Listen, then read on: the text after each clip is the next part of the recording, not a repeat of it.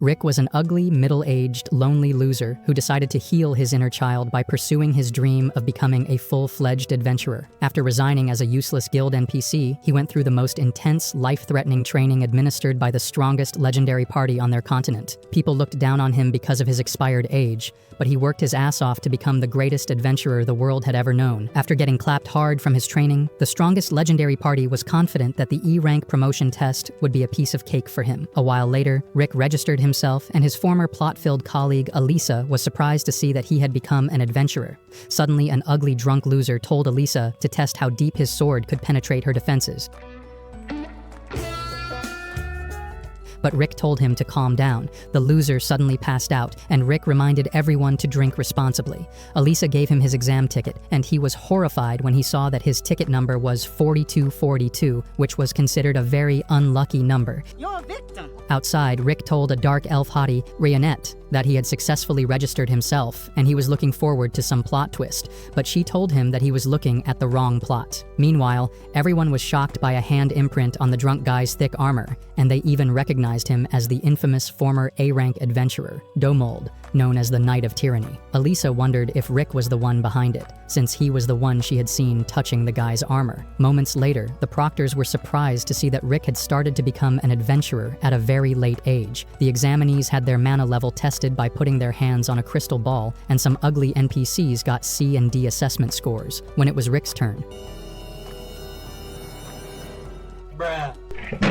However, when Rick left, the crystal ball broke, and the proctor was extremely shocked. The next exam involved attacking a formidable punching bag made from green slime to measure the force they could generate. Seeing that, Rick recalled one of his mentors using the same method. It was just that during his training, they had used a punching bag made of gold slimes, which were far more durable than the green slimes. Rick was sure that he wouldn't be able to destroy it with his bare hands, but his instructor destroyed it with a single punch. Back at present, a young douchebag, Freed, declared that the time to show his true strength had finally arrived. He unleashed a tiny fireball, but everyone was impressed by the damage it did, prompting them to call him a prodigy. Rick was in awe as well because the kid used level 3 nature-composed blaze magic, but to him, it was nothing compared to his mentor's insanely powerful fire attack that almost turned him into crisp. Soon, it was Rick's turn, but the proctor didn't expect much from him because of his age and his pitiful mana level assessment score. He told him to give up and not to shame himself, but when Rick thought back to his training, he refused to give up. With a single punch, he absolutely destroyed it, terrifying everyone who witnessed his monstrous strength. While Rick wondered how he managed to destroy the slime punching bag, the child prodigy got furious at him for stealing the show. That said, he planned to show off during the defensive ability test, but once again, everyone was shocked upon seeing Rick defend himself against level 4 nature-composed magic. The proctor then decided to go all out on his next attack, and it was so powerful that it alerted the first-class knight, Sylvester, to rush to the arena. Sylvester was informed about Rick's unbelievable abilities, considering he was a 32-year-old newbie F-ranked adventurer. Meanwhile, the written exam commenced, and Rick expressed his confidence in passing it. Not long after, the douchebag angrily approached Rick for stealing his most awaited moment. Suddenly, her elder sister, Angelica, arrived with her 2 massive personalities, and she was mad at Rick for making her younger brother cry. Angelica then challenged him to a duel and threw her glove at him. Rick picked it up, and Rayonette explained that picking it up meant he had accepted the duel. The two then arrived in the arena, and Angelica declared that she must punish the old man, no matter what. She then proposed that whoever lost the duel would become the winner's servant until the end of their life. Angelica was a second-class knight, and Rick knew that she was way beyond his league. However, when Rayonette told him just to remember his training from the past 2 years, Rick started throwing up from all the worst possible sufferings a human like him could ever experience. Rayonette wanted Rick to be more confident because he was trained by the legendary party, Orichalcum Fist, the strongest on the continent that acknowledged him as one of them. Rick thanked Rayonette for restoring his confidence, and he stepped up against his opponent. Angelica knew that Rick was an F-rank, so she promised to refrain from ending his life. She prepared for the fight, and just by looking at her, Rick could tell that she loved handling hard swords. You naughty, naughty. You teasing me, you naughty, naughty. Angelica wondered if he would be able to keep up with her enhanced speed, and Rick was shocked when she flew right past him. She explained that she had slowed down just a bit for Rick, and she wondered if he wasn't talking because he was so shocked. Suddenly, the douchebag laughed hard and explained that people called his sister the Flash because of how fast she was. Angelica warned Rick that she would actually attack him this time without holding back before using her incredibly fast attack again. Rick went quiet again because he actually saw Angelica's move as slow as fuck.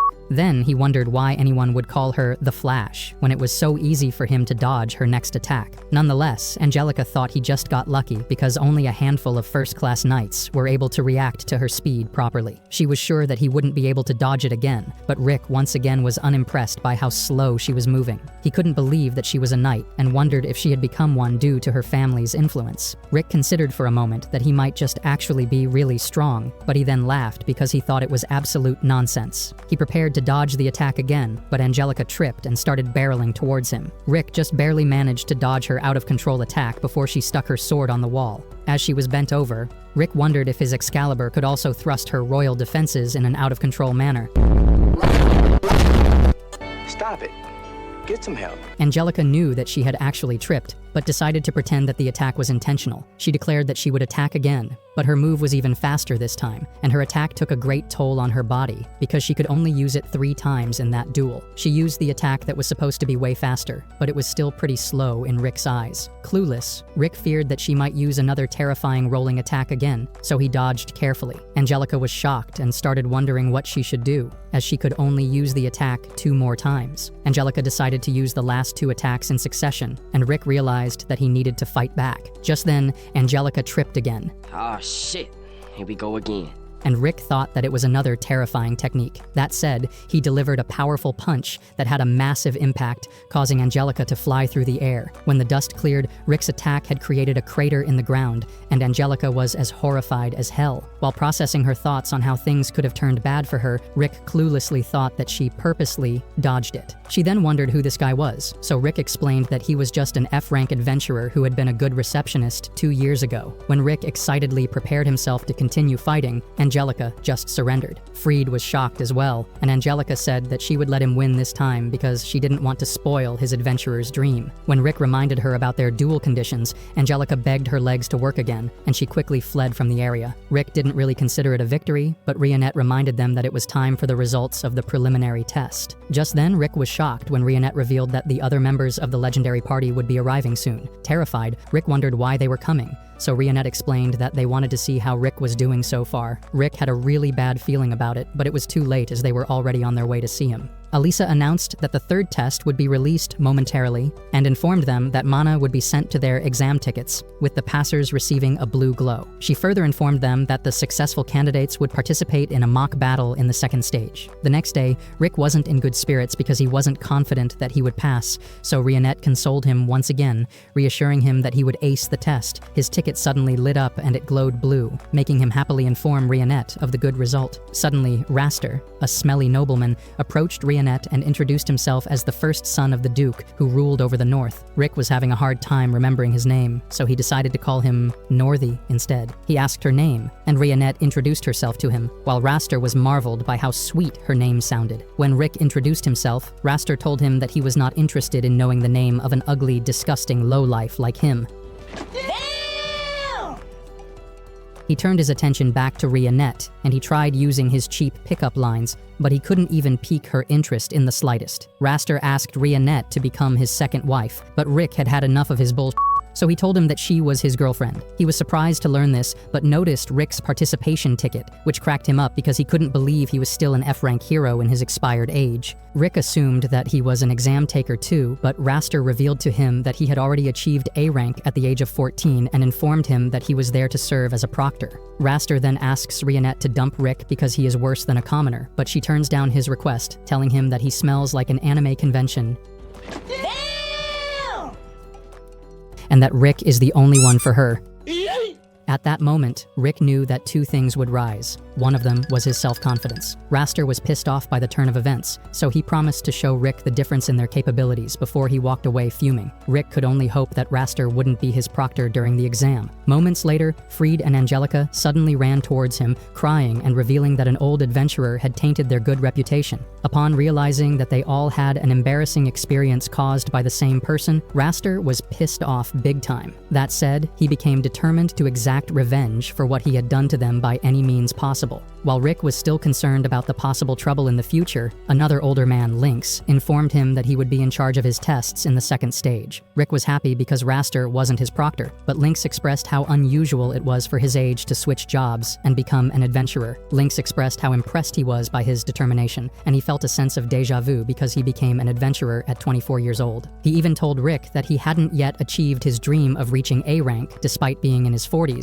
because it had taken him 20 years to reach B rank. Rick was inspired by Lynx's passion at his age, and the two promised each other to give their best in the mock battle. Little did they know, around the hidden corner, Raster was silently eavesdropping on their conversation. When he returned to his quarters, Raster cornered him so they could discuss in the prep room. Rick was enthusiastic, but a messenger suddenly dropped the bomb that examinees numbered 4200 and above would have a new proctor, as Lynx had fallen ill. Their new proctor would be Raster, so Rionette told Rick that he was the same smelly nobleman they had encountered earlier. She even informed him that Raster was more likely related to Angelica and Freed, since they all bore the same surnames. Upon hearing other examinees talk about how Raster was the infamous F-rank crusher, it was at this moment that he knew.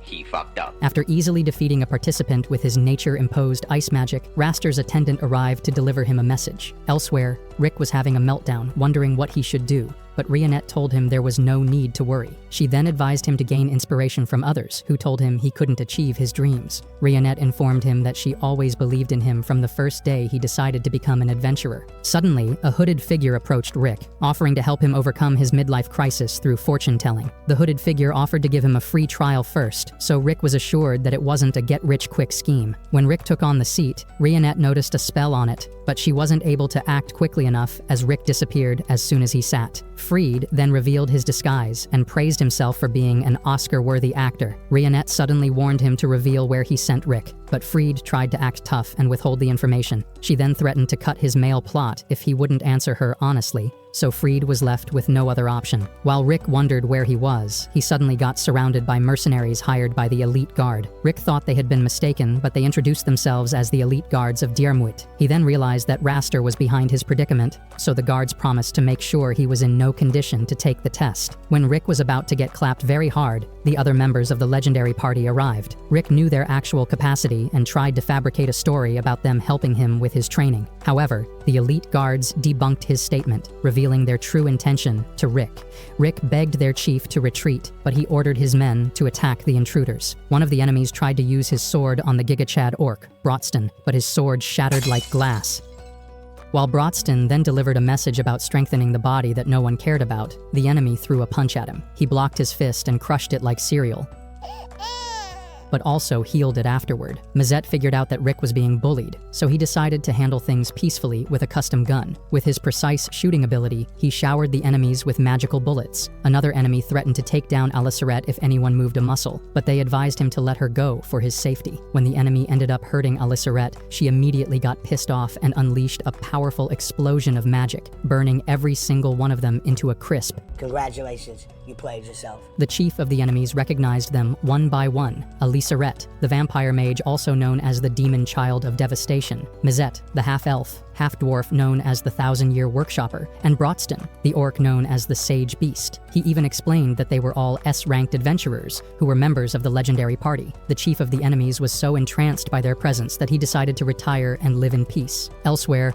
Rionette was ready to crush Freed if anything bad happened to Rick. Luckily, Rick came back, and Freed wondered how he made it out alive without a single scratch. Rionette tossed Freed away like worthless garbage, and he face-planted into the walls. Not long after, Rick visited Lynx, who informed him that Raster was the one who hit him and made up the story that he fell ill. Rick wondered why Raster would do such, and Lynx recounted how he was beaten to death by Raster after knowing that he wanted to build a school for aspiring adventurers like him. Lynx advised Rick to forfeit the exam so he wouldn't experience a worse fate, but he reassured him that he would be fine. In the arena, Raster easily took down another participant when one of his guards returned and apologized for failing his mission. Raster was extremely mad at Rick and wanted to give him a taste of true suffering. Meanwhile, Rick was unfazed by his threats and promised to take him down, no matter what, for what he had done to Lynx. Suddenly, another ugly NPC, Adolf, stole some screen time because he was going to explain something about the 4 cores of power in this world that no one cared about. Apparently, despite his ugly ass, Adolf was born with an exceptional ability to tell precisely how much power a person possessed by looking at them. To show off, he looked around and saw Raster, who was a powerhouse, with most of his stats going into mana capacity. However, when he took a look at Rick, his eyes straight up went fucking blind. Help me spam RIP Adolf's eye on the comment section. He should not have been given screen time in the first place.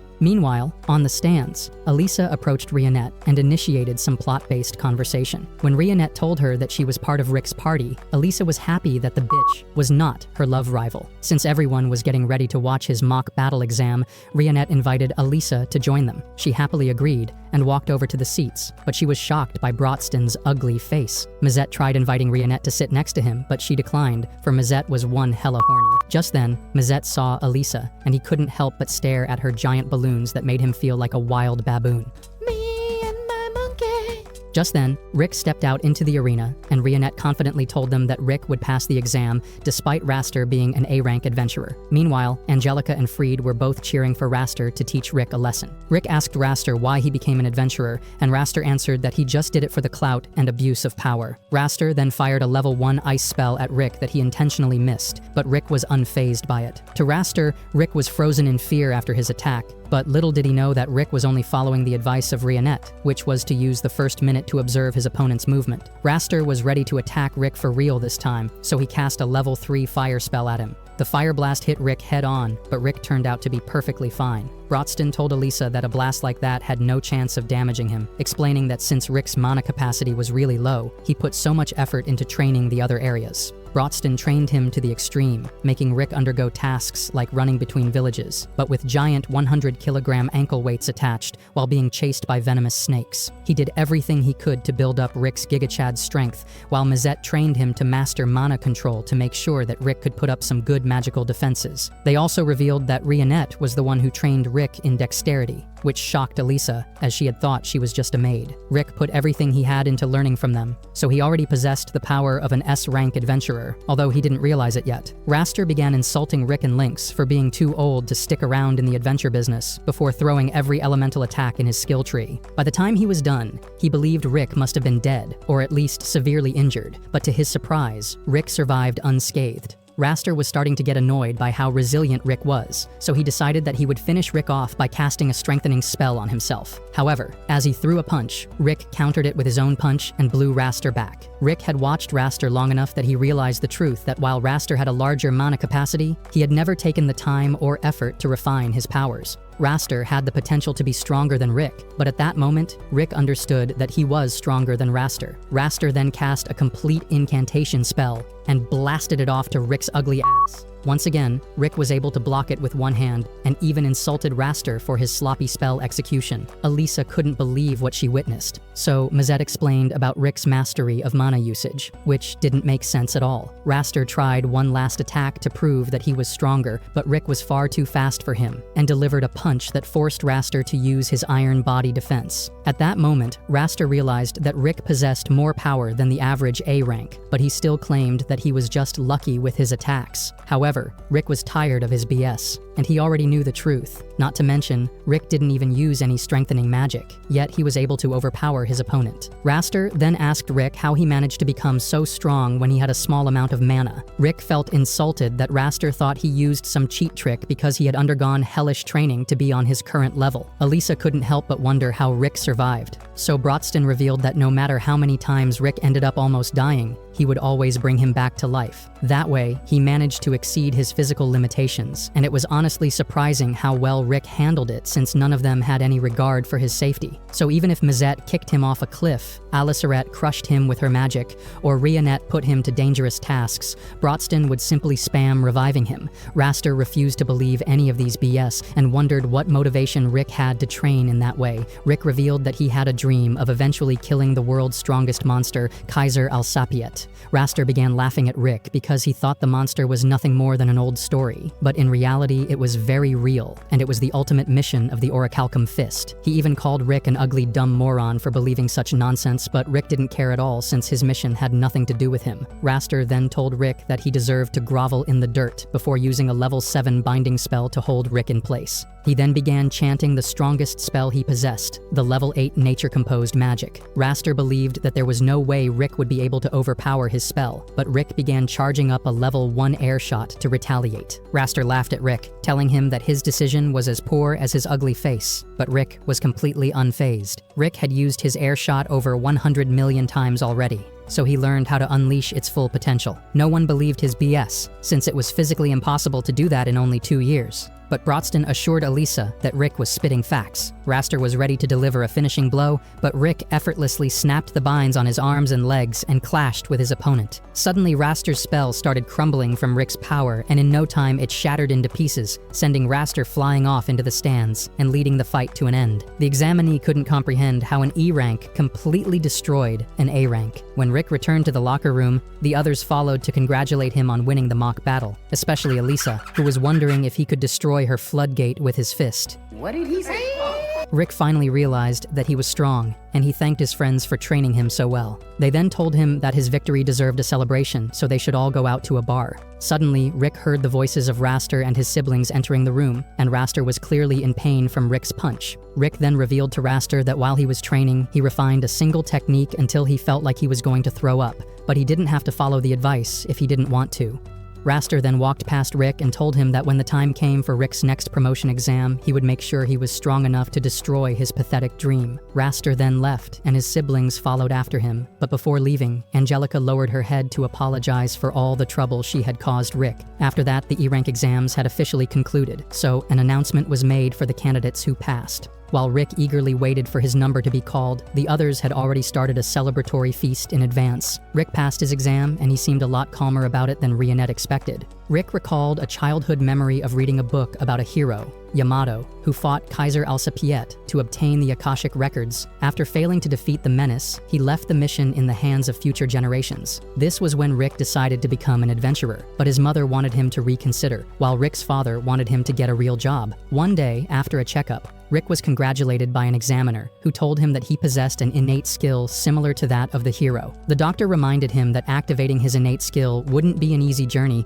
but Rick was still very happy because it made him one step closer to becoming a successful adventurer. The next day, Rick told his friends that he had an innate skill, and it would be so amazing. However, days turned into weeks, weeks into months, and eventually, Rick accepted that his innate skill would never manifest. His friends encouraged him to become an adventurer anyway, since adventurers made a lot of money. But Rick's reason for wanting to become an adventurer was to be like the hero. That said, he decided to get a real job instead, making his parents feel overjoyed as he was to take a job as a useless NPC. After a few years, Rick became a great guild receptionist, while watching countless adventurers live out the dream he once had. Over time, Rick became more accepting of his NPC life and learned to appreciate spending time with his friends and family. One day, he came across the storybook of Yamato's legendary adventures, but at that moment, it was nothing more than an old Disney story he used to believe in. Rick headed to work the next day, and Elisa's high IQ gave her struggles with simple math. Rick helped her out and told her that she had nothing to worry about as long as she kept showing a glimpse of her massive plot. He also reminded her to stay alert as beta monsters were becoming more eager to develop plot with humans. As she left to do some paperwork, Rick's friend Zaid walked in to show off his B-rank badge. Rick was happy for him, but his jealousy took over his body, so he decided to drink some PG grape juice. Zaid had been living his dream, while he had been sitting in the same chair for 14 years as a useless NPC. Just then, Rick heard a commotion in the middle of town and was terrified by the sight of a giant troll. Suddenly, the maiden plot walked right into the path of the troll, so Rick's simp mode activated and decided to protect her. As the monster closed in, Rick prepared himself to be isekai, but before it could even happen, the guillotine sword maiden, Rionette, appeared in front of him, turning the menace into a pile of sliced meat. Rionette appreciated Rick for trying to play the hero part, but she revealed that she was an S rank and she needed no help at all. Rick was left dumbfounded after knowing that she was an S rank because they are so rare, and it was his first time meeting one. There were rumors that the headquarters removed their names from local guild registers and oversaw their missions directly. Thrilled to meet such a legendary adventurer, Rick asked her a strange question. He pleaded with her not to laugh, so Rionette assured him she had not laughed in the 9 years since her 8th birthday. Rick told Rionette about his childhood dream to become an adventurer and defeat Kaiser Alsapiet. He asked her if he could still achieve that dream, even though he was already 30. Rionette believed he had the courage needed to be an adventurer, but Rionette told him that it was practically impossible to develop mana capacity once a person grew older. Given that fact, She told him honestly that he could not make it as an adventurer if he started at the age of 30. Rick saw it coming from a mile away, but still he couldn't help but feel sad about the verdict that came from an S-rank adventurer. Rionette apologized, but Rick said it was fine, and he appreciated her honesty. Then, as a certified simp, Rick told her some Riz lines before inviting her to a date. To his surprise, she immediately accepted and offered to meet him the very next day. The following day, Rick was in a great mood and worked harder than usual. Even when Zaid came in, bragging about his new B-rank status, Rick showed no jealousy and wished him the best of luck on his next quest. At the end of the day, Rick happily went out to meet Rionette, secretly hoping they could develop plot if things went well. Just before they could meet, Rick heard screams of monsters attacking, and since Rionette was supposed to meet him nearby, he assumed she was already fighting the intruders. When he found her, she seemed fine, but more monsters were approaching, so she asked Rick to stand back while she handled them.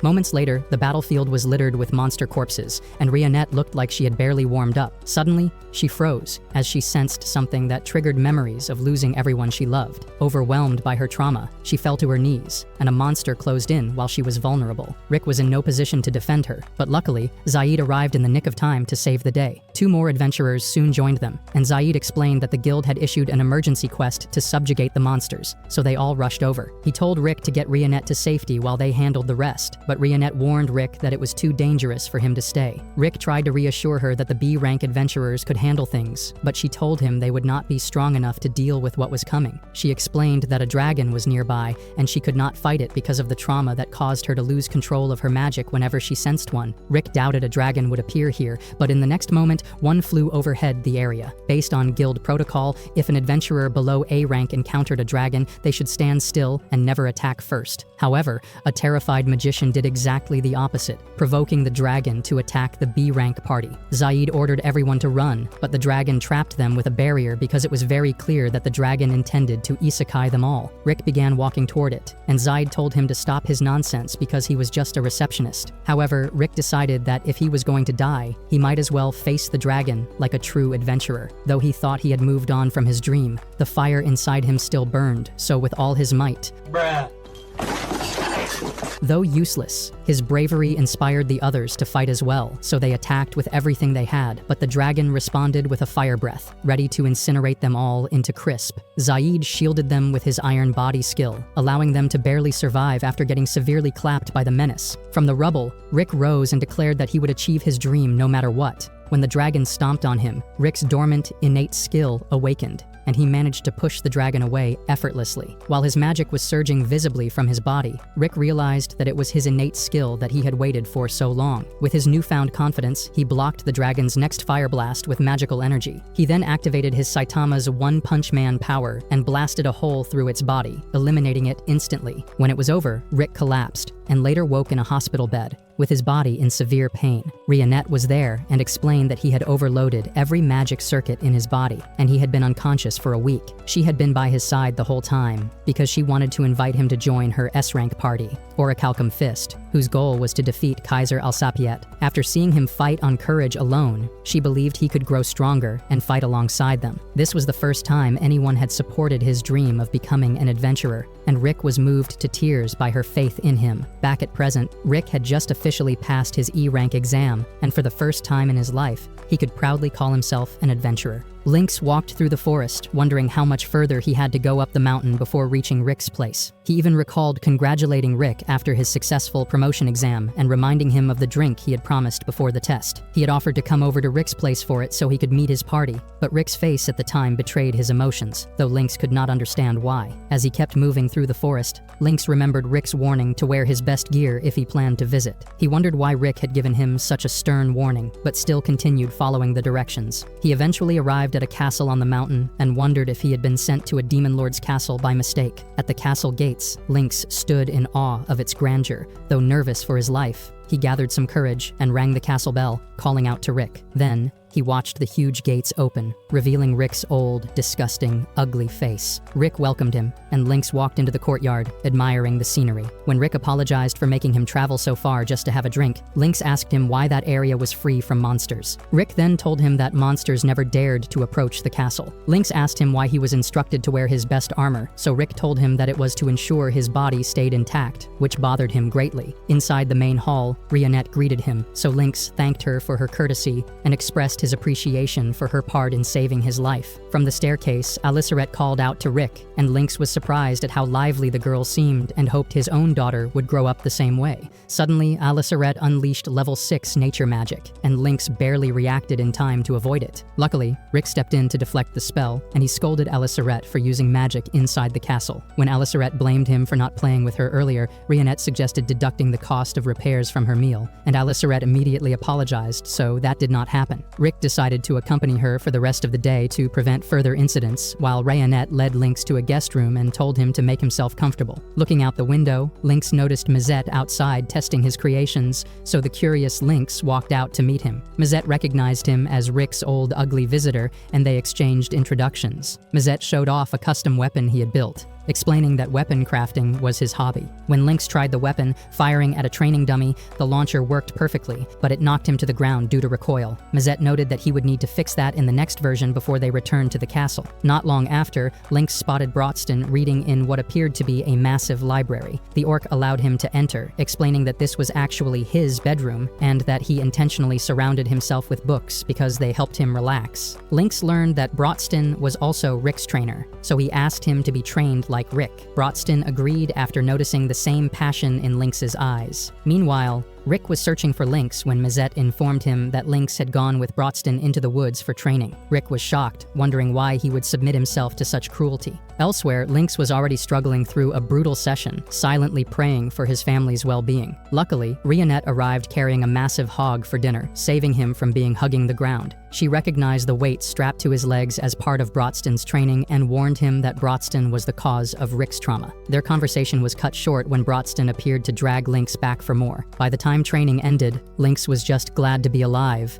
but Rick was upset at him for taking such risks. Lynx explained that Brotston had promised to be lenient with him, but Rick warned him never to believe that. Mazette complained that Rick was exaggerating, and Brotston pointed out that he could simply revive Lynx if needed. Hearing all that, Rick was unsettled by how little value they seemed to place on human life. Aliceret wanted to play with Lynx, but Rick refused, because he knew that she would turn him to dust. Mazette then blamed Rick for inviting Lynx in the first place, knowing what was more likely to happen. Later on, Rionette served tea while preparing dinner, and Lynx commented on how incredible she was as a girlfriend. However, Rick told him that they were not in a relationship because he was too old for her. Lynx laughed, revealing he himself was a disgusting, dirty, old groomer who was 20 years older than his wife. Stop it. Get some help. He had convinced Rick that things would eventually work out as long as they had feelings for each other. Later that night, they gathered at the dinner table to have dinner. Seriously?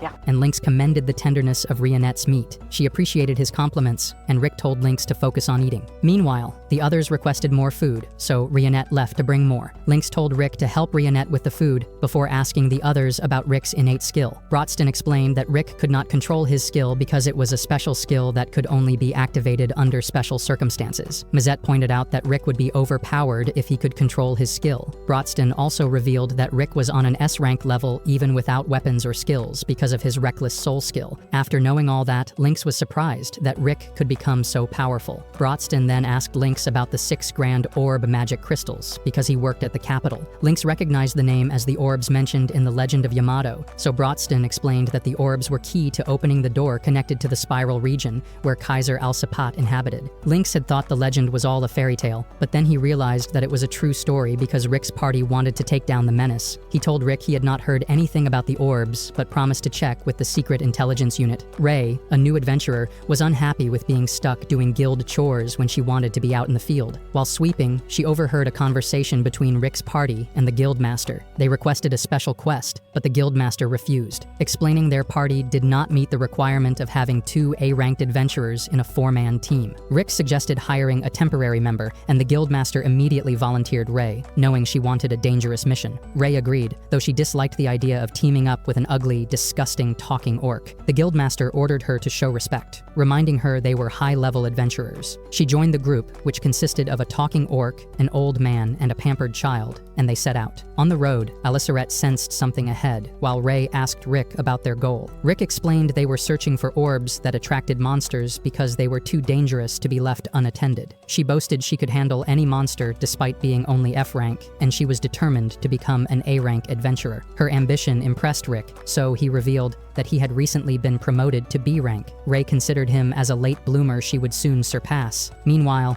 Aliceret spotted a light source, and the group headed toward it. Back at the guild, Rayonette was worried about Rick and Aliceret, but Mizette assured her that they were safe with Brotston. Mizette tested a gadget that produced wind without mana to see Rayonette's plot armor, but Rayonette had already anticipated his action. Elsewhere, at the light's source, the party found a wyvern munching on its meal. Ray hid while Brotston approached and casually punched it aside, announcing his plan to fight it. Ray urged caution, warning it could draw more wyverns from the nest. Brotston admitted that it was his intention, and she complained about the party's love for danger. The ugly orc got irritated, so Rick led her away as she continued to protest. A defeated wyvern suddenly landed beside them, shocking Ray. Moments later, a red wyvern appeared, so Ray panicked, insisting they should flee. However, Rick told her to run while he faced it, so she refused to abandon a party member and offered to support him. She was dumbfounded when Rick eliminated the creature with a single blow. The next day, Ray returned to the guild, where the guildmaster praised her for a job well done. She recalled parting with Rick's party, who were carrying a wyvern corpse for dinner. The guildmaster then revealed they were all S-rank adventurers. Inspired,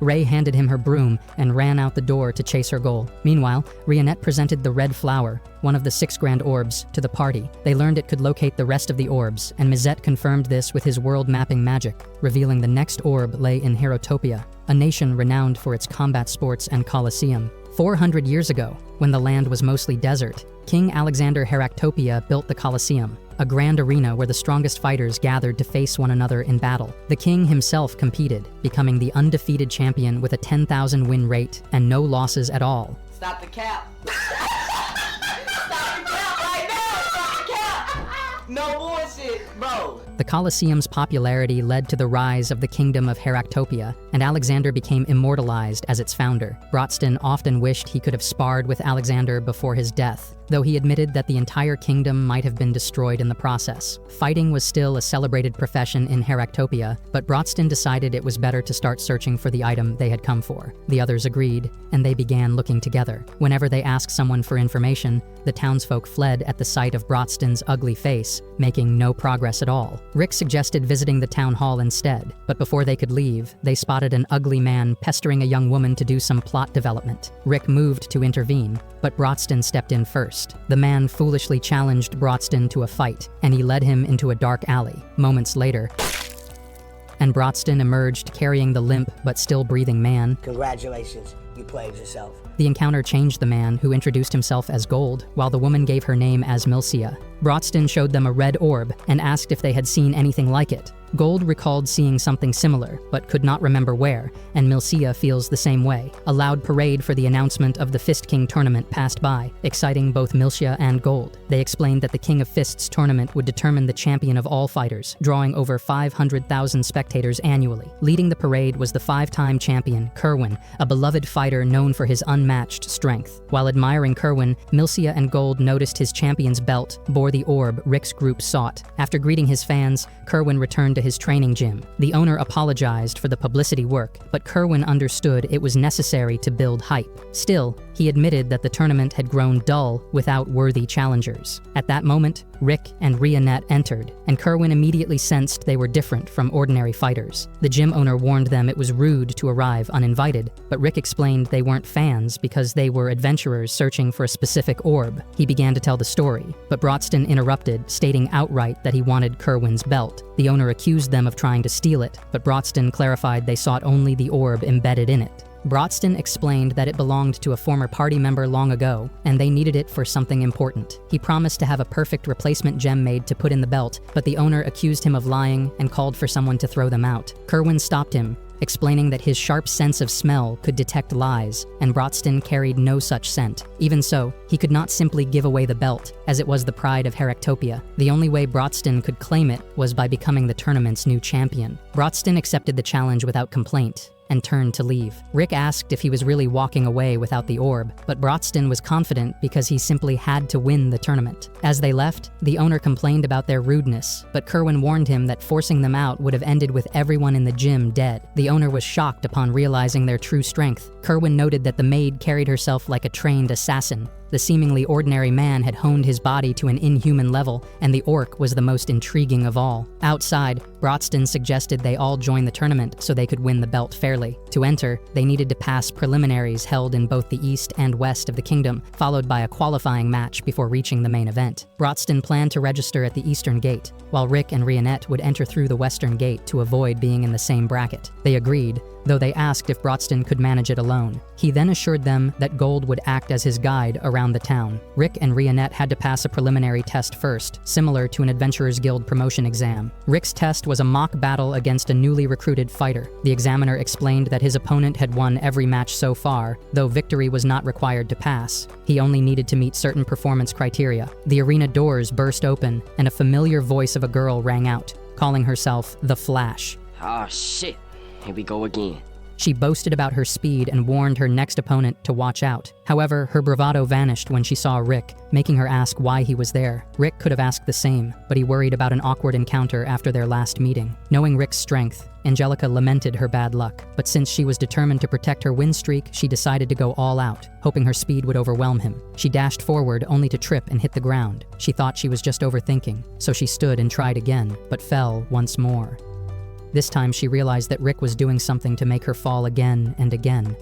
Looking down at her, Rick asked what she thought of the new skill he had been practicing over the last few months. After realizing how strong he had become, Rick no longer wanted to risk injuring some bystanders during a fight, so he developed the 8 secret arts of going easy. At the moment, he was using the first art, which is a relentless series of leg sweeps. They were perfect for demoralizing and incapacitating opponents without causing them real harm. Angelica considered it insulting, but Rick pointed out she had not been hurt. She knew that even with her speed, she could not follow his movements. Typically, such precision would be impossible, but after seeing what Rick could do, she was no longer surprised. She tried to back away to maintain distance, only to be swept off her feet again. Her persistence impressed Rick, so he warned her that he would start fighting seriously. Hearing that, Angelica immediately surrendered because she might be stubborn, but not stupid. Rick was disappointed at the anticlimactic end, but his victory made him an official fighter eligible for the preliminaries. Before he could register, Angelica caught up to him, tearfully demanding why he had to be there. Her phrasing made Rick worry Rionette might misunderstand, so he suggested they eat and talk it over. They ended up at a restaurant owned by Miltia's parents. Happy to see them,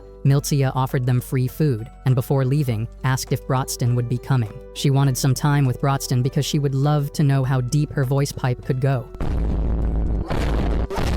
However, Rick told her that Brodston was registering in the Eastern District, so she left them with a disappointed face. Once alone, Angelica asked why Rick had come, so he told her that he was thinking of winning the tournament, which stunned her. Rick then asked why she was there too, since a knight like her usually fought with a sword. She then told him that she had her own reasons, and confirmed that she intended to compete as well. Hearing that, Rick felt even more determined to win, which surprised her because she thought he was aiming for next year's tournament. She explained that qualifying required 40 wins against random fighters, a process most people completed over months. With only a week left before the preliminaries, it would be impossible. Rick, however, simply told her that he had already booked 10 matches per day for the next 4 days. The next day, Rick began his matches, and his first opponent was a shady-looking fighter, Grit. The coordinator warned that Grit was rumored to cheat by using a hidden weapon, though no one had proven it. When the match began, Grit revealed an impact stone hidden in his shoe, which multiplied the power of his punches many times over. He struck, kicking up a massive cloud of dust, and when it cleared, the only one injured was Grit himself, with both his arms bent the wrong way. Confused, he wondered how the stone had failed when it could shatter boulders. Rick then attacked using another of his secret arts of going easy, intentionally missing so that the force of his punch knocked Grit out without eliminating him. The crowd was stunned, and with that, Rick's first match ended. Rick and Rionette went to watch one of Angelica's matches, where she lived up to her title, The Flash, by launching her opponent straight into a wall for an easy win.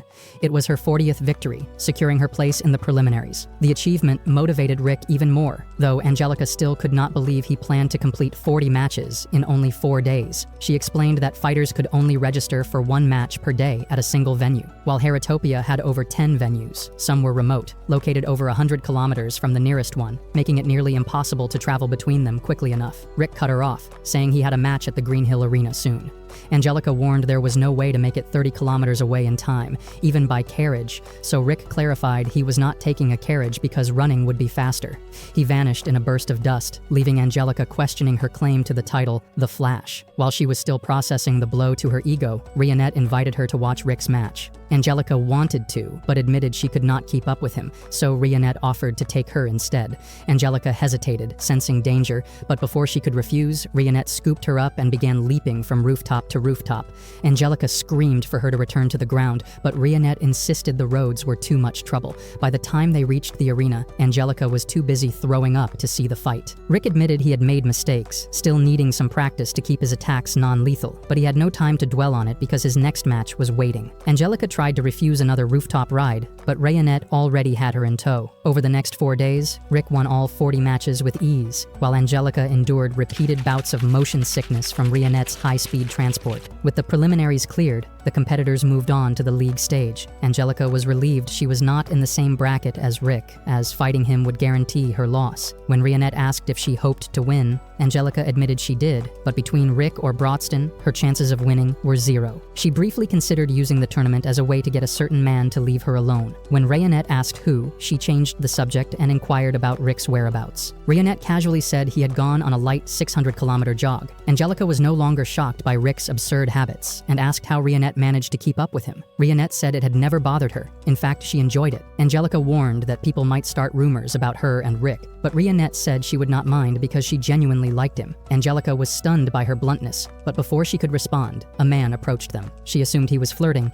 but instead, he begged them to help out as part-time workers because they were short-staffed. Later, Rick returned from his jog and was approached by a man named Snape, the chairman of the West League. Rick asked how Snape knew him, only to learn he had become famous for being the fastest man ever to qualify in the league. Snape shook hands with Rick, but before they could speak further, his guard stepped out of the bar and informed him that Angelica was not there. Snape looked disappointed, and Rick asked if he knew her, and Snape confirmed they were close, though he was simply a merchant on good terms with the Dyermuit family. Changing the subject, Rick asked when Snape had retired from fighting, and Snape was surprised Rick knew he had been a fighter. Rick explained that his grip gave it away, and those were the hands of someone trained in combat. Snape admitted he had once won a small tournament, and the crowd's cheers had been unforgettable, but that was 20 years ago, and it was both his first and last victory. Though long retired, his passion for fighting remained, and his company was even sending a fighter to this year's tournament. Unfortunately, another business called, and he had to end the conversation. Before leaving, he asked Rick to tell Angelica that he had come looking for her, and to remind her not to overdo it, as he wanted her to take care of herself. After Snape left, Rick went inside, where Milkia approached him to check if everything was fine. She had seen him talking to Snape and was glad nothing happened, but she warned him to be cautious. Despite his gentlemanly appearance, there were rumors of Snape's ties to the criminal underworld. Rick was surprised by this, given Snape's connection to Angelica's family. Snape's company became the major sponsor for this year's tournament, granting him the right to send any fighter he wished to send. Rick's thoughts were interrupted by some bar chatters talking about the bunny girls outside. When someone mentioned a dark elf bunny girl, he felt a strong urge to see it for himself.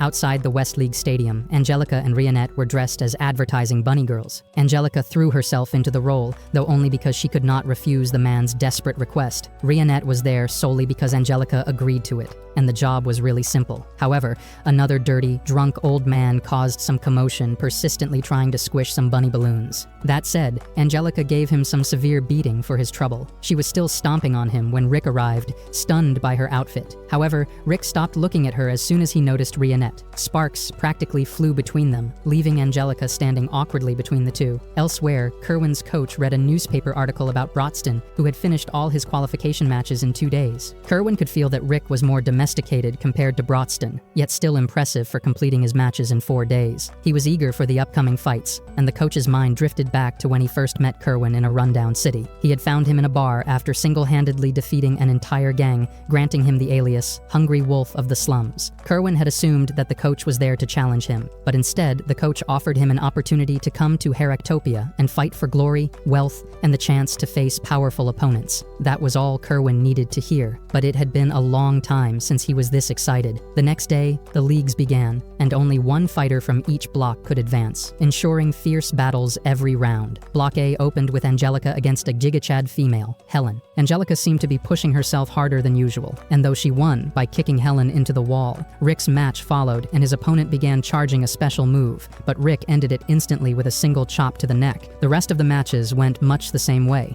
with Angelica winning after hard-fought struggles, while Rick dispatched his opponents effortlessly. Angelica remained on a winning streak, but to secure a place in the tournament, she could not afford a single loss. Rick encouraged her to give her best, but before he could offer advice for her next fight, she walked off. Her next opponent was a formidable man, Taylor, and even though she was faster, her strikes barely made an impact. She tried compensating with magic, trapping him in a water prison before sending a bolt of lightning into it, yet he still stood. Smirking, he taunted her for draining out so quickly, so Angelica enhanced her speed, but her stamina was gone. The man outpaced her easily and knocked her out. After receiving healing magic in the infirmary, she stepped outside to find Rick waiting. She had no desire to talk, but Rick explained that the matchup had been bad from the start. Yet she could have won if she had switched tactics instead of using moves that drained her stamina. Angelica brushed off his words, but Rick kept following, sensing something was bothering her. Eventually, she revealed that when her parents died, Angelica and her siblings inherited the Deermoot estate, but as children, they quickly fell into financial ruin. Their scheming grandfather struck a financial deal with Snape in exchange for Angelica's engagement to him, giving Snape a noble connection. She and her siblings worked to restore the family's fortunes, but by the time they succeeded, it was too late to cancel the engagement. Determined to find a way out, Angelica investigated Snape, hoping to uncover enough to break the deal. She then learned that he had become a sponsor for the tournament, which allowed him to insert a fighter of his choice. A sudden commotion from a nearby bar drew their attention because Taylor was confronting a lizard man who was gripping a waitress by the neck. Taylor ordered him to let her go, but the lizard man refused to do so. He tried to knock him out, only to be overpowered and sent crashing to the floor. The lizard man, Geith, mocked him for his weakness before returning to developing plot with the waitress.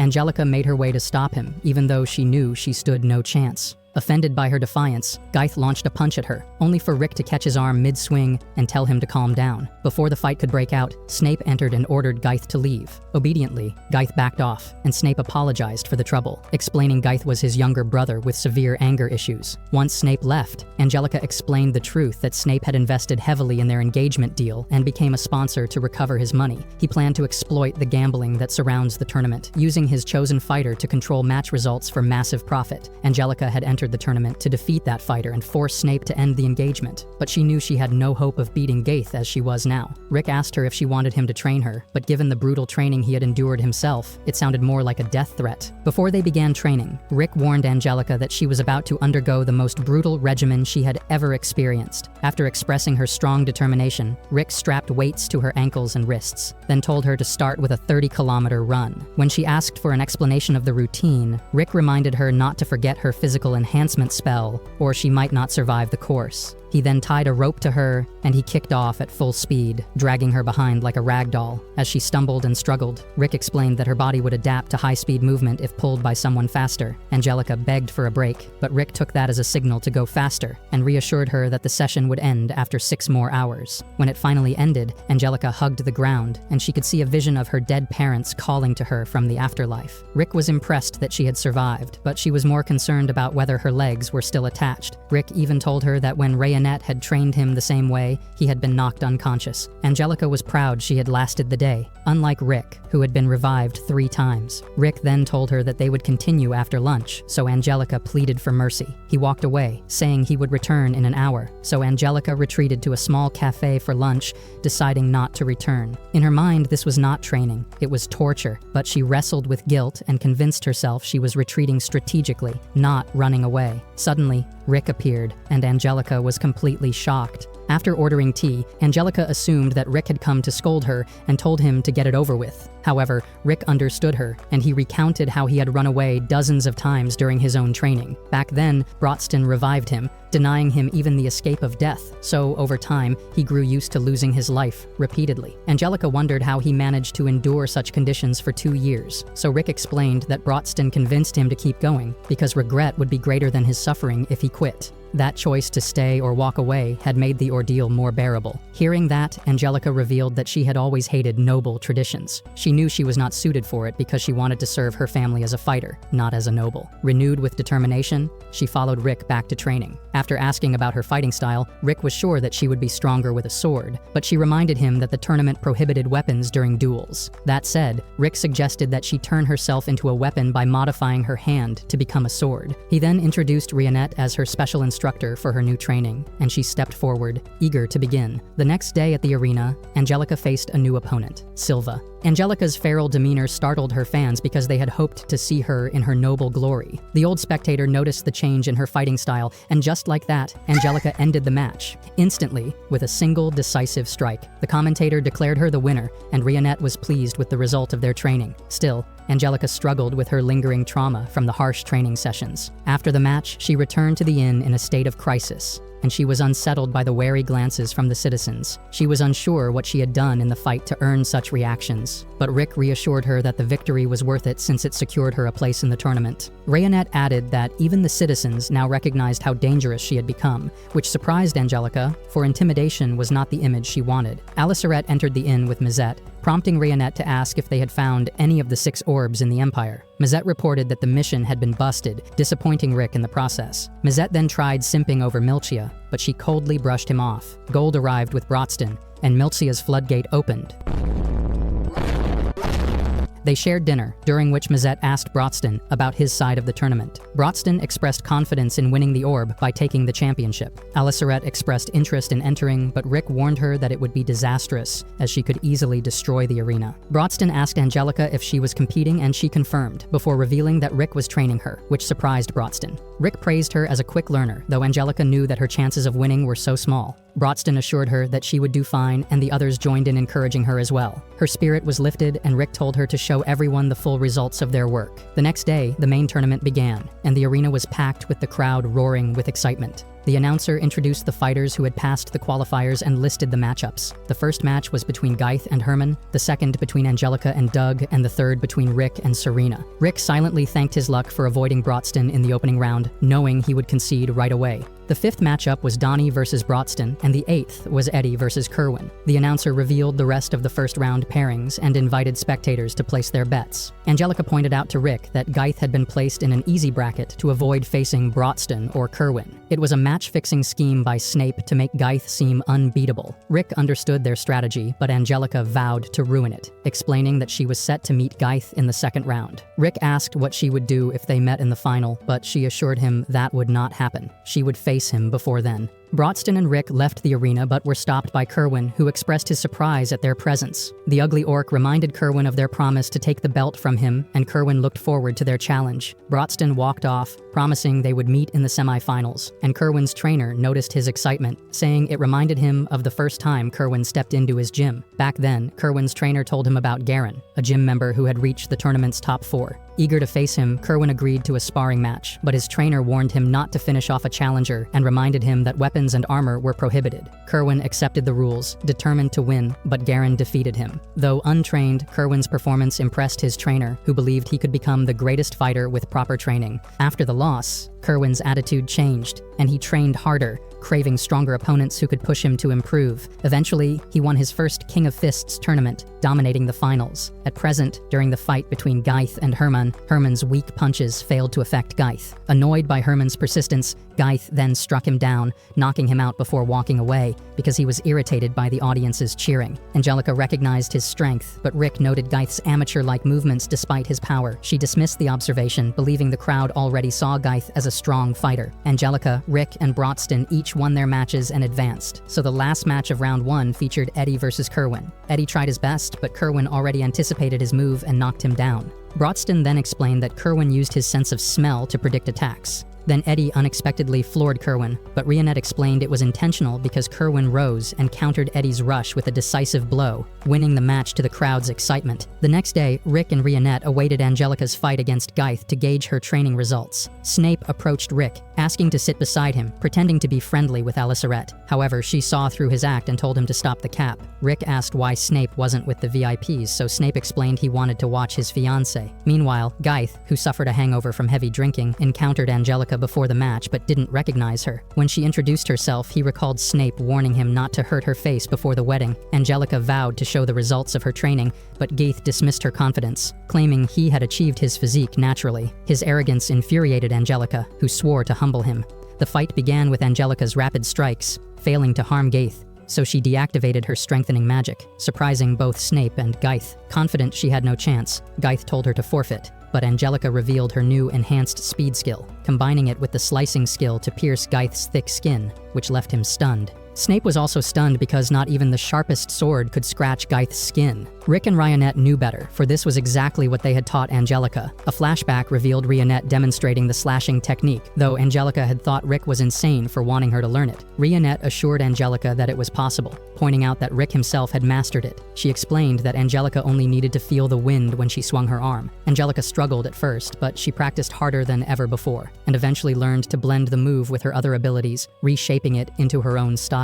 The technique released the stored magical energy in a short, devastating burst, which put a heavy strain on the body. But after their brutal training, the toll felt like nothing to her. Her speed enhancement ability allowed her to execute it in a way no one else could. When Angelica used it against Gaith, he grew irritated and nearly split her in two. Snape watched with amusement, but Gaith was done holding back and sent Angelica crashing into a wall, telling Snape he couldn't resist doing whatever he pleased to such a spirited opponent. Angelica refused to quit, but Gaith had seen her flicker ability enough to match her speed. That said, he struck her hard, mocking her as mediocre trash. Rick's concern grew, while Snape was satisfied to witness Gaith's overwhelming power. Snape remembered when Gaith had beaten him so badly that he was forced to retire from fighting. Gaith was a perfect prodigy, born with every gift needed for combat and a cruel streak to match. He taunted Angelica relentlessly, calling her worthless and saying no amount of training would change that. He even insulted her parents, and Snape knew Angelica suspected him of rigging the match to make Gaith lose, but the truth was the opposite. The odds for a sponsor's fighter to win were low, so Snape had taken advantage, placing a massive wager on Gaith's victory. The crowd watched in horror as Gaith ruthlessly battered Angelica. Rick could see she was closing to her limit,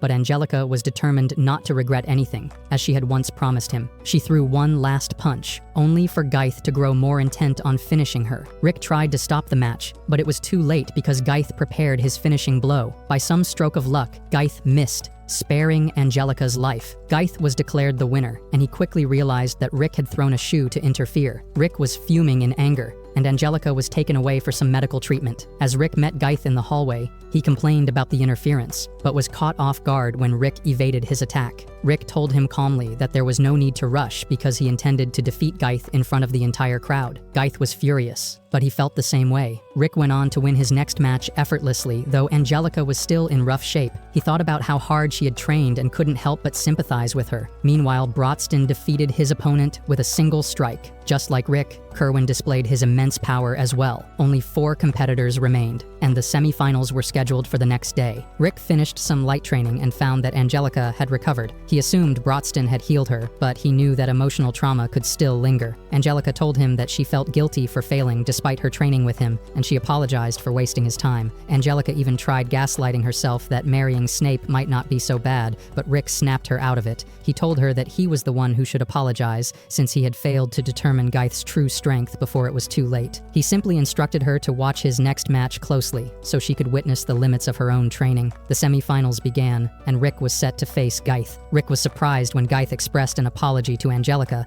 but it turned out that he was only sorry for not ending her life. The fight commenced with Gaith taunting Rick, but Rick crushed his face in with a precise strike. He had brought the prodigy to his knees and told him that he was nothing but an ugly, pathetic weakling who got rejected from joining Rimuru's army. Emotional damage. Gaith assumed Rick was just overconfident, but another strike knocked him down again. Angelica was shocked to see Rick's attacks affecting Gaith's iron-like body. Though he had barely exerted effort himself, he was only using a controlled force, delivering blows that didn't hit the surface, but they penetrated directly into the body. No matter how strong Gaith was, perfect timing meant major damage. Rick gave Gaith a chance to quit, but he used dragon strengthening magic, intensifying the match. The magic consumed a huge amount of energy, but for Gaith, it was effortless. Snape explained that Gaith had never trained his magical capacity, he had simply been born with it. Rick, on the other hand, was practically the opposite. Rick prepared his next strike, and Angelica was shocked because Gaith had quickly learned the technique she had been practicing. The crowd fell silent, and Gaith assumed they had grown bored of watching a Gigachad dominate an ugly, weakling. Rick blocked another attack and was pleased to see Geith finally showing signs of fatigue. Geith was shocked that no matter how hard he struck, Rick had not shed a single drop of blood. Rick was using a special technique that dispersed attacks throughout his body, taking hardly any damage. Rick explained that he had restricted his physical abilities to match Angelica's level. Winning this match wasn't the only goal. He wanted to show Angelica the true potential she could achieve. He had turned the fight into a virtual rematch of Geith versus Angelica. Geith was furious, but Rick calmly told him to think carefully about his next attack. The Giga Chad ironed up his body for his next attack, but Rick just shattered his armor to pieces. Rick explained that Geith had never tried hard enough at anything, so getting this tired was new to him. Snape refused to believe that Rick could surpass Geith in power, but Rick's party pointed out that he hardly had any ability at all. Rick had started training after the time for developing his magical capacity had passed, so technically, he was below average. Snape couldn't comprehend how he could exceed a prodigy like Geith, but Angelica began to understand why. Rick told Geith that he wasn't used to being tired, so he could no longer retain perfect precision in his attacks. Those who truly push themselves continue even through exhaustion. The moron tried to keep attacking, but it was useless. So Rick explained that true prodigies refine their skills through relentless effort,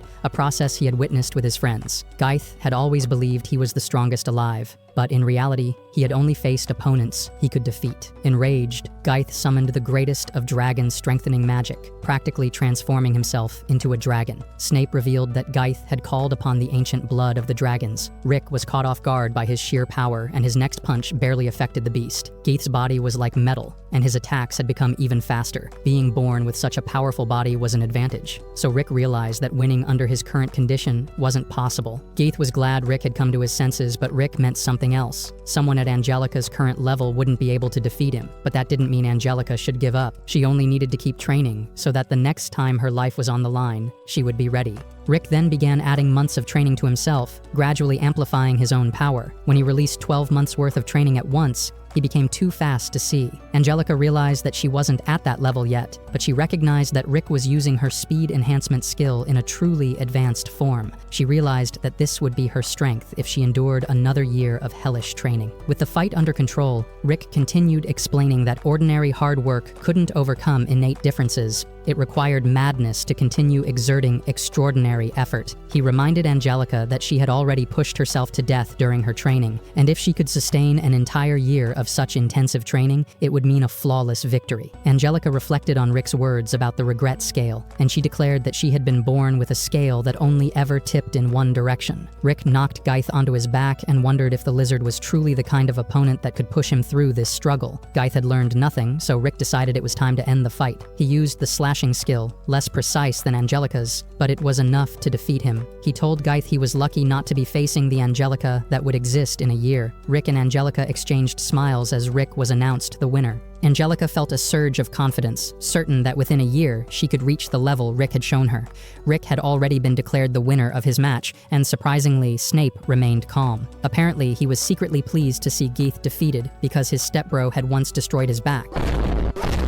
Sorry, I meant his life as a fighter. Snape felt no sympathy for him, and since he lost a large bet, he could no longer marry Angelica. The tournament moved on to its second match between Brodston and Kerwin. Kerwin was the defending champion, but Brodston had crushed every opponent he faced with a single punch. Even just standing there, Brodston radiated a terrifying power, so Kerwin knew immediately how formidable the Giga Chad orc was. The fight began with Kerwin launching a barrage of punches, but the crowd was amazed as Brodston effortlessly pushed him back. Excitement coursed through Kerwin's body because he had never faced such raw strength before. The excitement from the crowd turned to horror when Geith returned to the arena because the dragon-blooded lizard, now unhinged, rampaged through the stands. He attacked Kerwin, but the seasoned fighter stopped him easily and sent him flying. Geith's strength had reached A-rank levels, yet Kerwin had already surpassed it with little effort. The party began to speculate whether Kerwin had entered the realm of the S-rank. Kerwin was frustrated to hear that his match would be postponed until the next day, but Brodston remained calm. Later, the group gathered for a meal, strategizing that all they needed was for Brodston and Rick to win to secure the orb. Rick, as usual, was absent, having embarked on a 700-kilometer run, and Angelica no longer batted an eye at his extreme behavior. Far from the city, Rick found Kerwin Kerwin training. Concerned that Kerwin might exhaust himself before his match with Brodston, Rick warned him, but Kerwin didn't care. Instead, he challenged Rick to a sparring match, and he reluctantly accepted his challenge. Rick's incredible speed immediately shocked Kerwin, while Kerwin's dodging skills impressed Rick. He then wondered why Kerwin had been hit once during the tournament, because he knew that Kerwin relied on his strong sense of smell in combat. Kerwin, acknowledging Rick's strength, decided to share his backstory. Kerwin had grown up constantly chasing his next fight, but eventually there were no worthy opponents left. Things improved when he arrived in Heractopia, only for him to begin defeating everyone there with ease. He started knocking people out in under a minute with a single punch, and fights became his routine,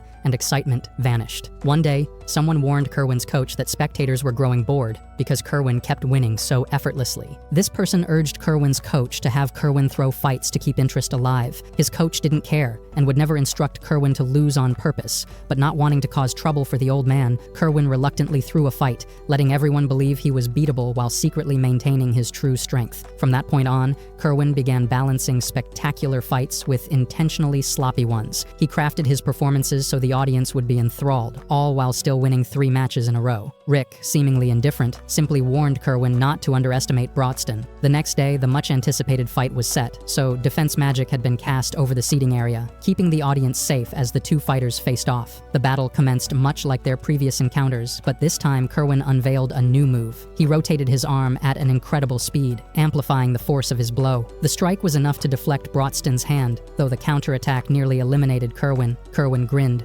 recognizing Brodston's ability, but he could immediately tell that Kerwin wasn't fighting seriously. Meanwhile, Brodston was also merely holding back for the sake of the audience. Kerwin revealed to him that he had been restraining his power to keep the fights entertaining. Kerwin acknowledged that the Gigachad orc was formidable, yet even Brodston couldn't reveal the whole truth without exposing Kerwin's intentional restraint. Kerwin felt a pang of shame, but was silently commended by Brodston for prioritizing others over himself. Brodston had to adjust his strength to match the situation, so he decided he would only fight using 2 fingers and barely move from his spot. It seemed unfair, but Kerwin accepted the challenge, and the duel continued with Brodston tossing Kerwin around using just 2 fingers. Kerwin realized the fight was still thrilling, as the crowd cheered for him, unaware of the subtle intricacies at play. Mazette, however, sensed that Brodston had a clever strategy in motion, and Kerwin fantasized about facing Brodston at full strength, eager to unleash all the attacks he had been holding back. However, he hesitated, unwilling to disrupt the carefully balanced spectacle. At that moment, his coach had seen through Kerwin's restraint and urged him to fight without limits. The dream of his coach had been to train the strongest fighter in history, and he wanted Kerwin to reach his true potential. Encouraged, Kerwin decided to fight freely, so the excitement rushed through him as he attacked with everything he had. Brodston, however, calmly blocked every assault, and Kerwin realized that he had to use all 5 fingers this time to stop him. Brodston explained it was simply the appropriate application of his strength. The two clashed with incredible speed and precision, each move pushing the other to new heights. The crowd began to realize that Kerwin had been deliberately deceiving them by holding back his full power all this time. There was no turning back, and Kerwin decided to fight with everything he had, releasing level 5 nature-composed magic. Angelica, watching closely, noted that dog people like Kerwin were not typically skilled in magic. This revealed that Kerwin had trained himself to his absolute limits repeatedly. Rick observed the match with intense interest, and for the first time,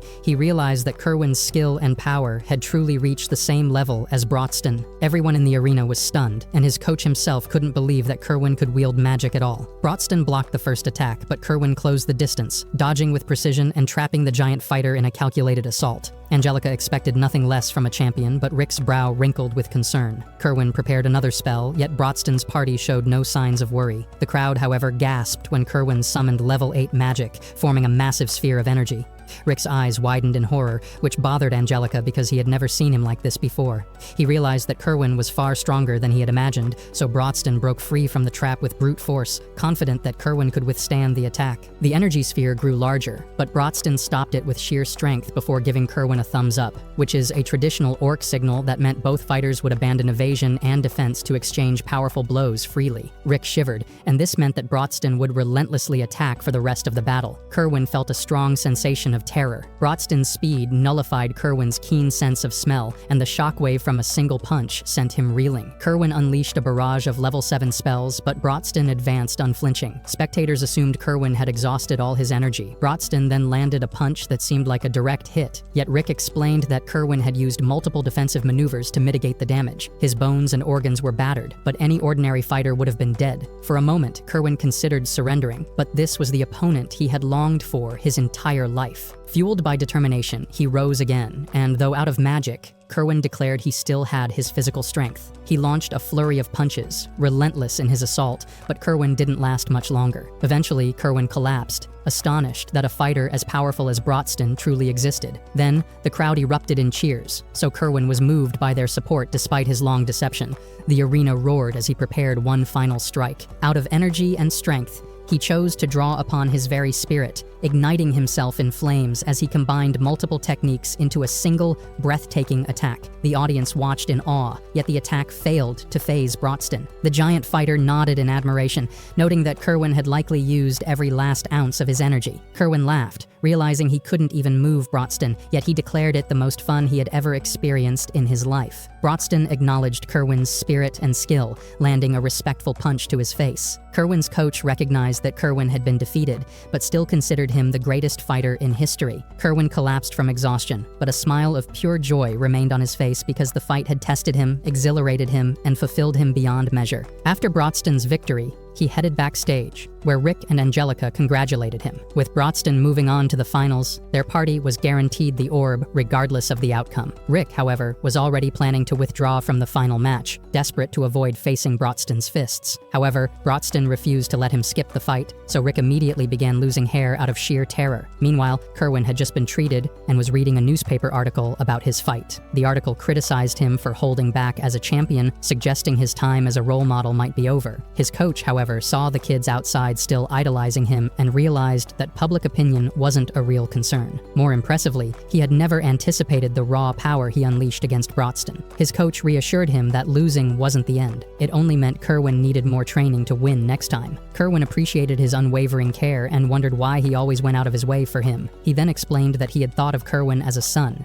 and would do anything for him. Just then, Brodston entered the room, realizing he had interrupted a touching moment, but decided to stay. He asked Kerwin how he was doing, so Kerwin told him that most of his bones were broken. Brodston offered to heal him, but Kerwin refused, wanting to feel the pain, which was something he hadn't experienced in a long time. He had been holding back before, but after losing to Brodston, he was eager to witness the final showdown between Brodston and Rick. At the same time, Snape arrived at Rick's inn to check on him, only to find Rick locked in his room. Angelica was trying to persuade him, but Rick refused, convinced he would die facing Brodston. Snape understood his fear, but stressed how much everyone wanted to see the match. Rick remained firm because his life was worth more than the tournament, and there was nothing Snape could do. Before leaving, Snape used his showman's voice to emphasize all the effort and money poured into the tournament and how it would go to waste if Rick backed out. Rick felt a deep sense of guilt, and Angelica tried to convince him to come out, telling him he could always be brought back to life. Technically, she was right, but she had no idea how terrifying it was to face Brodston. She finally gave up,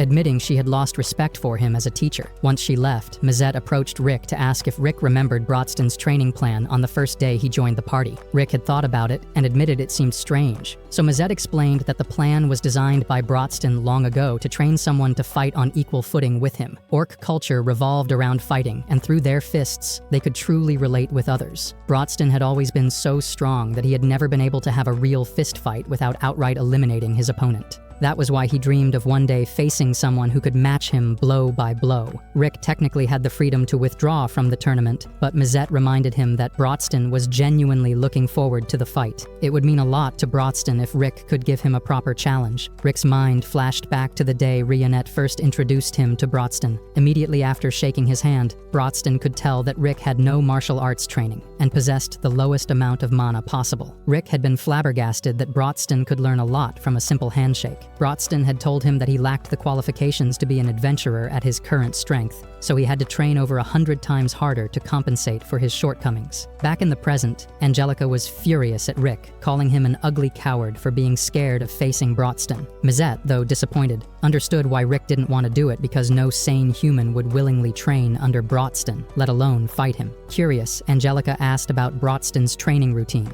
so Mizette explained that it had been absolute hell for Rick, that he had gone a little crazy a few times. That said, Angelica was starting to grasp how grueling it had been, especially considering Rick had no innate skill. Aliceret then interrupted, revealing that Rick actually did possess a skill, which shocked Angelica since she had never seen him use any. Mizette explained that the conditions to activate Rick's skill were extremely difficult, and the skill took a massive toll on his body. Brodston then forbade him from using it, knowing he couldn't control it safely. Later that evening, Rionette visited Rick, so he asked if she thought he was pathetic for avoiding his fight with Brodston. She reassured him that she didn't think that way and understood his fear. However, she admitted that she would admire him even more if he found the courage to face Brodston. That small encouragement anchored something in Rick. The next day, the tournament began, and the crowd was buzzing with excitement. While the announcer listed the prizes for the winner, Rionette and Angelica checked on Rick. Angelica asked if he was okay, and Rick said he was, though his face betrayed his terror. Rionette then whispered to Rick that she would let his Excalibur explore her floodgate however he wanted, if he would win against Brodston. Yeah, boy. The match commenced, and Rick flickered at Brodston quickly, and he managed to wound Brodston. Brodston's eyes widened at Rick's speed, but Snape couldn't even track what had happened. Rionette explained that in a fraction of a second, Rick had moved, attacked, blocked, and outpaced Brodston, using his slashing skill. Rick pressed the attack, punching relentlessly and forcing Brodston to defend. He jumped off the arena walls and launched a heel kick, attempting to knock Brodston to the ground. Brodston defended and countered, but Rick ducked under the strike and executed another slash. Angelica immediately recognized the effort it took to achieve such speed and precision, so she realized how much sheer willpower and skill were required to reach this level. Considering that Rick had been terrified moments ago, Angelica wondered what Rionette had told Rick to inspire him that way. Rionette revealed to Angelica that she had promised to allow Rick's key to be the first to unlock her precious gate. What do you mean by that? Angelica's got flustered and felt some kind of heat running through her body. Brodston, on the other hand, was sensing the moment and decided to fight at full strength. He drew back his arm, preparing a punch so powerful that Rick had no choice but to leap out of its path. That singular strike carried more force than level 5 magic, a harsh reminder of why Rick had been terrified to face Brodston in the first place. Brodston didn't give him a moment to recover, and he unleashed a flurry of punches, threatening to obliterate anything in its path. Rick dodged with all his skill, but Brodston's speed allowed him to sneak up from behind. A clean strike was moments away from landing until Rick activated his air cushion spell. The spell redirected Brodston's punch, saving Rick from what could have been a fatal blow. It was already remarkable that Rick could block a strike of that magnitude with a level 1 spell, but what made it extraordinary was that he cast it without incantation. Brodston's eyes widened because he had never managed a spell with that kind of fluidity. Rick admitted that he owed it to the severe training he received from Aliceret and Mizette. They confirmed that Rick had pushed himself beyond limits to master instant casting, even accidentally overexerting himself at times. Rick then dashed toward Brodston again, but the Giga Chad orc tried to stop him with a shockwave. He circled around and closed in for a flowing strike, but Brodston blocked and countered it, sending Rick flying backwards. Rick wasn't done, and he rebounded off the rubble, charging at Brodston once more from the front. The spectators gasped because Brodston now had ample time to counterattack. As he unleashed a hurricane punch, Rick leaped into the air to evade it. Suspended above the arena, trapped in mid-air with Brodston's fists closing in, Rick activated his air cushion again to pivot mid-flight and launched an air shot at Brodston. When the dust settled, Brodston remained mostly unharmed, and a rare smile formed on his face. He was so proud of Rick's improvement, and Rick appreciated the weight behind Brodston's words. This wasn't casual praise, for it was the kind that masters would give to their student who had earned their respect. Rick revealed that he knew Brodston's dream, making him feel embarrassed. He then told Brodston that he would let him have the fight he had been wanting to have. Brodston's expression changed, and he decided to tell Rick a story about him. The arena fell into an anticipatory hush as Brodston began recounting the legacy behind the legendary fighting style, and the air thickened with the promise of the monumental clash about to unfold. 46 years ago, Brodston was just 5 when he realized he was different from the other orcs, even though they all had the same ugly faces. To bridge the gap, he taught them some practical skills like making fire and building houses, advancing their civilization. This earned him a godlike reverence, which only deepened his isolation. One day, during a fierce storm, Brodston was away from his pack, and by the time he returned, Storm-kun had isekai them all. Later, after killing a wyvern, and a man suddenly attacked him from the bushes, Brodston easily evaded him, surprising the man with his agility and noting that Brodston read books and had slain the wyvern, terrorizing the local village. The man had accepted a quest to exterminate the orcs, but seeing Brodston's calm and rational demeanor, he apologized. Brodston was used to human aggression, so he accepted it. Intrigued, the man stayed to talk with him, and in their long discussion, the man learned Brodston's loneliness and his longing for a fight with someone as strong as himself. Brodston knew such a dream was unlikely to be achieved, and the man understood him, recalling a personal dream he had yet to fulfill. He explained that he had once fought alongside Yamato, a legendary hero. Amazingly, the man revealed he had authored the book himself, confirming its stories were true. The man's dream was to defeat Kaiser Alcipiet, a formidable challenge that Brodston resolved to pursue as well. That said, they formed the Orichalcum Fist, a party of S-rank warriors. There's one thing that Brodston truly desired, an equal fist fight. Inspired by this, he designed a brutal training plan to elevate their strength. But Mizette warned him that it was lethal, so Brodston abandoned his dream. Apologizing for the lengthy tale, Brodston reflected with Rick, who recalled his training under Brodston. Rick had been using thread slashes and airshot magic, but now he wanted a proper fist fight. Brodston was shocked by Rick's thumbs up, and he realized that Rick was fulfilling the dream he had long yearned for. Internally, Rick regretted that it might cost a plot development with Rionette, but she found his gesture sweet, appreciating his desire to turn Brodston's dream to reality. The two warriors faced each other, ready to trade blows as equals. Brodston's eyes gleamed with the rare joy of finding someone who could truly match his strength, while Rick embraced the challenge, fully aware of the stakes. Brodston returned the thumbs up, and in an instant, the two unleashed full-force punches aimed straight at each other's faces. The impact of their strikes was so immense that the arena's barrier began to crack. Realizing that catastrophic destruction would happen soon, Mizette immediately asked for Aliceret's help, and she cheerfully boosted his magic. With her spell fully cast, the spectators were safely teleported away, leaving only Kerwin behind, who was strong enough to handle the fallout. Kerwin rushed over, asking what had happened, and Mizette explained that the audience had been sent outside, so Rick and Brodston could fight without risking fatalities. Soon after, the arena barrier shattered entirely, and the force of their punches began causing massive explosions. Numerically, Rick had landed more hits, but Brodston's attacks were several levels stronger, and it was starting to show. Rick landed another punch, only to be knocked back by Brodston with such force that he did a backflip and got face planted. Struggling to rise, he remembered all the brutal training Brodston had put him through and refused to let the fight end like this. He charged again, trading blows with Brodston, who was now fully enjoying the fight. Brodston smashed Rick into the arena wall, destroying a section of the stadium. Rick barely managed to move his fingers from the pain, and Angelica feared he couldn't continue. However, Rick wasn't finished yet, and he knew that he had to pour everything he had into this moment. His fists clenched, and a red aura enveloped him, activating his innate skill. Brodston froze in shock because he had never expected Rick to awaken this ability. Unknown to Brodston, the other party members had secretly trained Rick to control this skill. Its activation required not magic or physical strength, but sheer willpower, and it only triggered when Rick faced an opponent far stronger than himself. Now truly an equal to Brodston, Rick surged forward with his punches far more powerful than before. Brodston countered, but this time Rick held his ground, trading blow by blow. As they fought, Brodston realized that he had misunderstood everything. He thought facing an equal would fill his loneliness, but he wasn't alone, because he had friends willing to go to great lengths to make him happy. As their fight continued, exhaustion weighed heavily on both of them, and their next strike would decide everything. Gathering every ounce of power, they charged at each other, colliding in a final, earth-shaking headbutt. The impact was visible for miles, and when the dust settled over the arena, it revealed both Rick and Brodston still standing, bloodied and bruised. Rick praised Brodston, acknowledging his incredible strength, though he couldn't bring him down. He then collapsed, but Brodston reassured him that he hadn't lost. The fight had ended only because Rick honored Brodston's dream of an equal fist fight. In Brodston's eyes, if anyone deserved to be called the victor, it was Rick. Soon after, Brodston collapsed as well.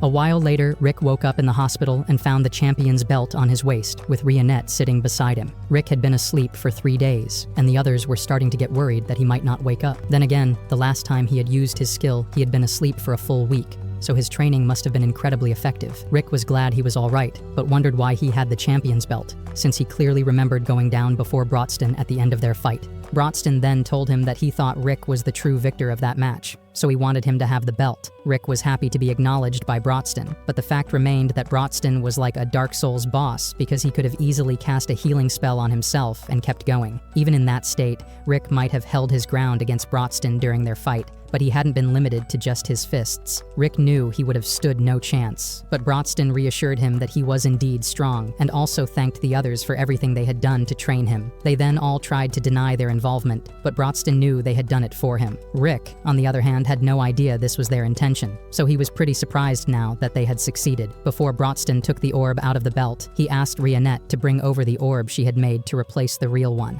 As a finishing touch, Alyssarette used some of her magic to charge the orb, making it even harder to tell it was fake. Angelica decided to just pretend she hadn't seen any of this. Just then, Rick remembered something he had been curious about, so he asked Brodston about Reinhard, the man he had seen in his flashback. Rick wondered if Reinhard was the same person from the 200-year-old legend and how he was still alive after all this time. Brodston didn't know Reinhard's exact age, but knew that Reinhard's inborn skill prevented him from aging too quickly. It had been a couple of years since Brodston last saw Reinhard, and Rick wondered if he was on some important mission. In reality, Reinhard was just running away from his publisher because he was late on the deadline for one of his books. Later that night, Snape met with Kerwin to tell him that both Rick and Brodston had refused to become the new champions and return the belt, so Kerwin was next in line to receive the title. However, Kerwin really didn't like the idea of becoming a champion again just because of a technicality. The next morning, everyone prepared to head home, and Rick had accidentally packed a little too much food, so they bought a carriage to transport it all. Alyssarette was sad that Angelica had to leave,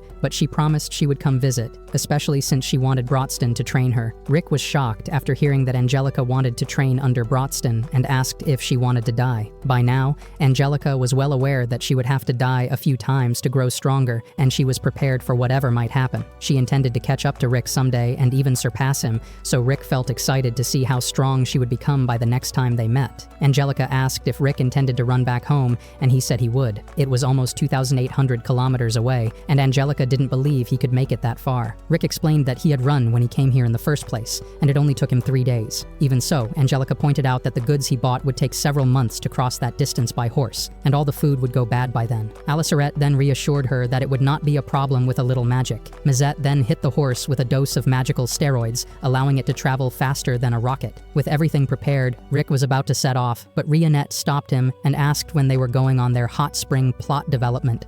Yes! Yes! Yes! Yes! Rick was flustered and told her that he was a man of culture, so he couldn't accept such a wonderful reward even though he wanted to. No! No! No! Mazette understood Rick's thought process, since his fight with Brodston had essentially ended in a tie. That said, he proposed a race back to the castle, and if Rick won, he could go on the hot spring date with Rionette. But if he lost, he would have to do the 100 times training. Rick didn't like the sound of that and tried to reduce the stakes to 10 times the training, but before he finished speaking, Mazette and Brodston had already begun running. Rick followed soon after because he really wanted to develop plot with Rionette and really didn't want to do the 100 times training. Call upon the heavens, feel the power of a god, and watch this next video.